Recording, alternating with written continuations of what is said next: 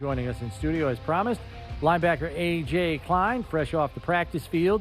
A.J., how you feeling? You doing good. well? Feeling good. Yeah. I appreciate you guys having me on. It's so hot out. It's a Buffalo blistering summer day. Our blood's all thick from the winter. 82 so degrees. On this is a Friday little bit of a morning. shock. On Friday morning, not for nothing, but on Friday morning there was a frost delay at local golf courses. You couldn't play because there was frost on it. Yeah. And now today it's 9,000 degrees. I will say when I flew out last week or 2 weeks ago, they had to de-ice the plane before we took off the airport. So quick change. That's even better. Yeah, quick change in weather, but it's good. It's good to have the sun shining. It's good to get outside.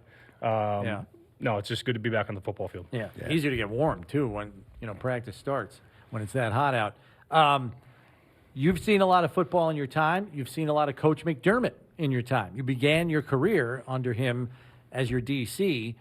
So how, I guess in general terms, because Bills fans are curious, like what do you anticipate Coach McDermott to be like as a defensive play caller here based on your experience 4 years under him in Carolina? Well, I think if you go back and look at my 4 years there in Carolina, it was 13 to 16. Yep.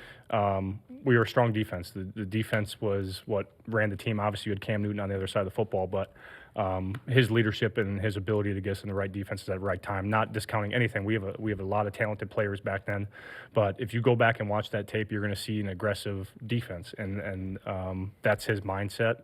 And I think him being in charge, there's not going to be a change in my mind. I think he's going to go back to the old defensive play calling. Sean fit right into it, even him being head coach at the same time. One of the big question marks is what it's going to look like, because under Leslie, and maybe Sean probably had a voice in this as well. I mean, there was the same 11 guys out there, except for the rotation of the defensive line. You had 2 linebackers, 5 DBs, 4 defensive linemen, 90% of the time. Yep. And now that you take Tremaine out of that mix and put a new defensive coordinator and Sean McDermott in there, do you think that changes with personnel and their usage? Well, I think right now it's a lot of mixing. Obviously, guys are getting a lot of reps out there, a lot of different guys moving positions, right? We want a knowledgeable defense, especially at the linebacker position. We want guys that know multiple positions, can be plugged and played, because we don't want to be a drop-off. Obviously, congratulations to Tremaine and his new deal with the Chicago Bears. He did all right. Yeah, he did all right. He did all right. I'm sure he's not hurting, but so there are some question marks, and those are the things that we're going to be working through this spring and seeing who can be in there, and obviously can rotate around. And I think to your point, you said not many guys have rotated in. Those same 11 guys are on the field other than the defensive line. Obviously, how we see offenses attacking us, right?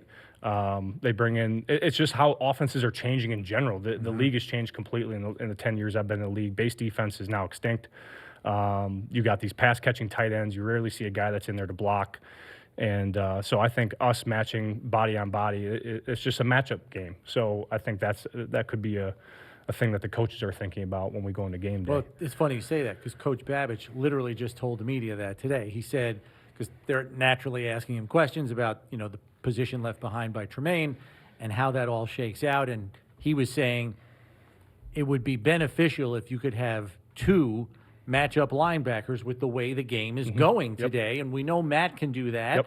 And now, in an ideal world, you guys have somebody else that can do that at middle linebacker when it all shakes out, right? Yes. I mean, like you said, it's a matchup game, right? We drafted Dalton Kincaid, for example. He's a pass-catching tight end.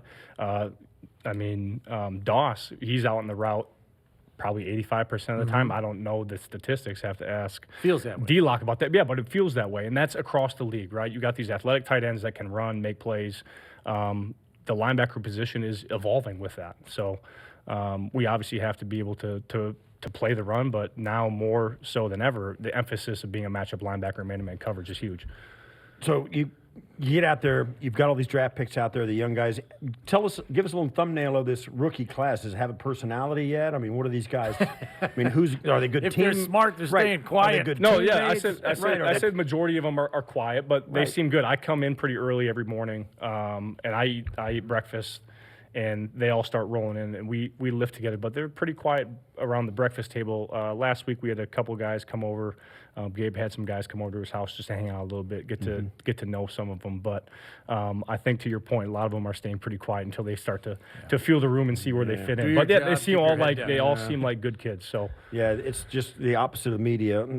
All attention is bad attention at this point, right? You don't want to draw it. You're supposed to be good, just play. Yes. Yeah. It's a hard balance to strike. The other thing that Coach Babbage said this morning to the media that I found interesting, AJ, was he's been around Sean, as you know, for several years, also about 9 years, I think he said, and he had spent some time with him in Carolina too. And he said, I think Sean will be different in some ways as the DC now from the DC he was in Carolina, because Coach is very big about being transformational. You know, we hear him preaching to you guys all the time, be the best version of yourselves. You know, that daily growth mindset that he's always talking about, be 1% better the next day. But he practices what he preaches on that front. So if you could say, just being around him for a period of time here in Buffalo as the head coach and also seeing him as a DC in Carolina, where do you feel he's been maybe transformational in his own skin, you know, as a leader of men? Well, I to your point, like you said about being transformational, growth mindset, right? It's not an easy transition. I can't imagine. I remember I talked to him when I first got here. It was like, how is it being a head coach versus a DC? And obviously you can't have your hands in on the defensive side as much as what he would necessarily like to. Now that he's getting back to that, I think he does a great job delegating leadership. He trusts the coaches in the room. He trusts guys to make the right decision.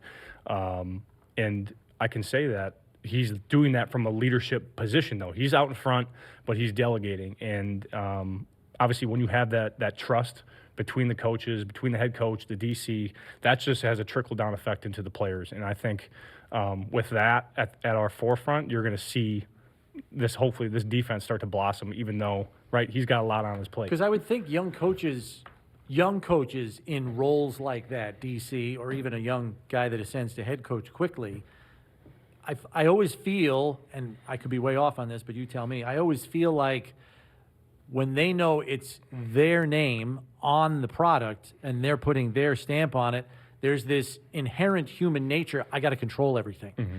And I want to, based on what you're saying, I get the sense that he's done this long enough, whether it's DC or head coach now, where he feels comfortable enough in his own skin and his own track record to say, you know what, I'm going to hand this off to Coach Holcomb, or I'm going to hand this off to Coach Babbage. I think that's what he's learned from. Obviously, being the DC, come to a head coach job, you have to deal with the whole team, right? You can't. You have to delegate. You have to delegate. You can't try to control everything, and if you try to control everything, your team's going to fail. And that's just my perspective. And you could probably say that from places across the league or talking to players that have been in systems or places that the coach tries to control everything. It doesn't work out well.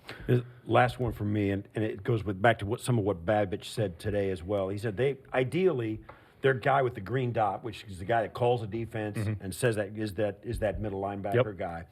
Give us some insights of like what added responsibilities and leadership stuff goes with it. I mean, you saw Tremaine do it. You've seen other guys do it as well.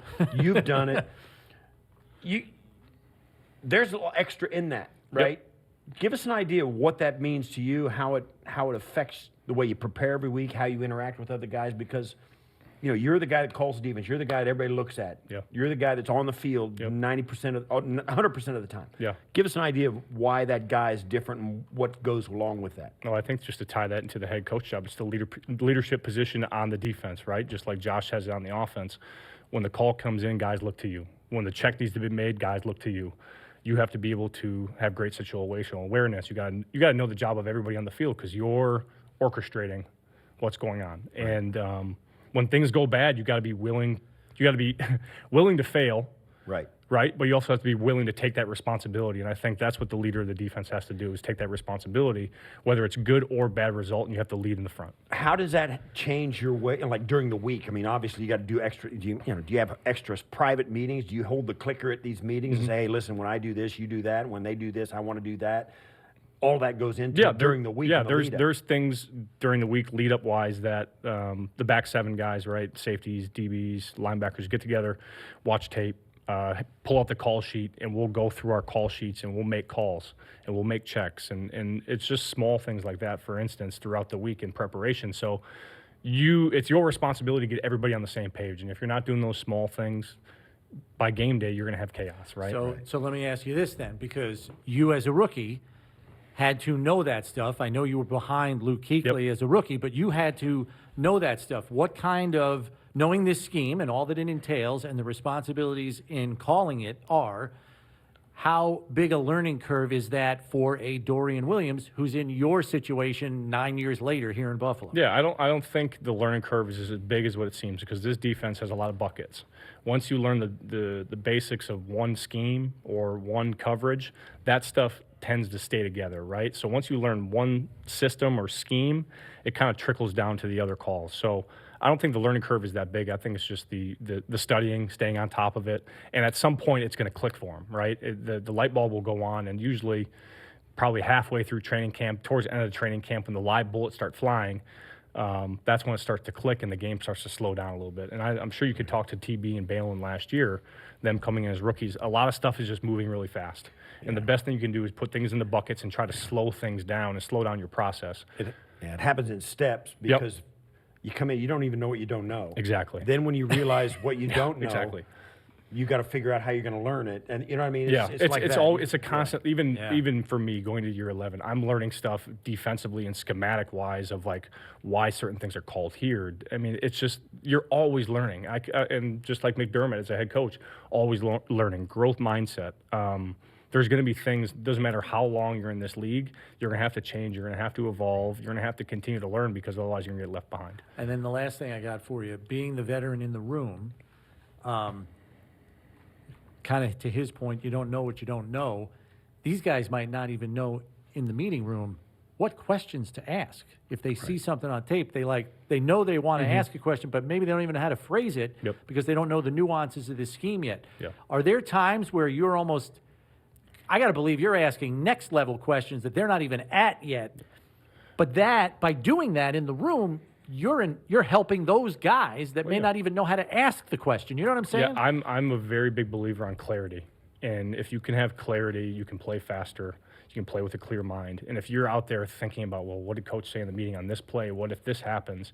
If I don't get the question I have answered in the meeting, it's just going to slow me down on the field. So and you could probably ask the guys in the room, I ask plenty of questions. If I have to stop the meeting and ask Bobby to explain something, for myself, I know it's just going to help the other guys. So going back to, you can't be afraid to fail. You can't be afraid to be wrong.